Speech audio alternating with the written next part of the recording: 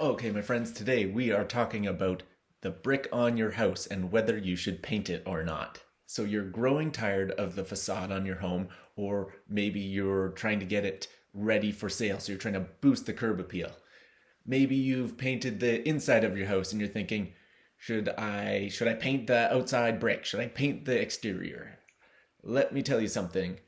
No, don't paint your brick. Whether you've picked up some exterior paint from the hardware store or, God forbid, you've got some interior eggshell left over, you want to keep that stuff as far away from your brick and masonry as possible. And here's why.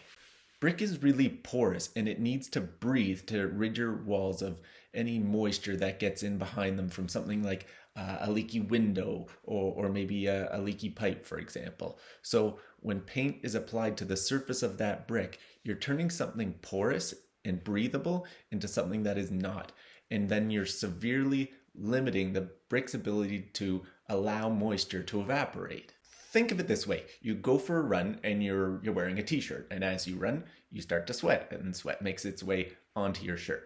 However, as you move or even stand still, air is able to remove much of that moisture, and if you wait long enough, your shirt's going to dry out even if you're still wearing it. Now, what if before you went on a run, you put on your shirt and then wrapped your body in plastic wrap? How would your shirt look at the end of your run, and how long would it take to dry? It would take forever. So what are you supposed to do with your ugly brick if you're looking to freshen it up? Well, you can stain it. Much like you can stain wood, you can stain masonry, and it'll still allow the surface to breathe and do what it's supposed to do. It's applied much the same way as you would apply paint, and you can get it just as opaque as you want it, so it'll look just like you painted it, except you did it right. And you can get this brick stain from almost any paint store. So folks, take care of your house and your house will take care of you.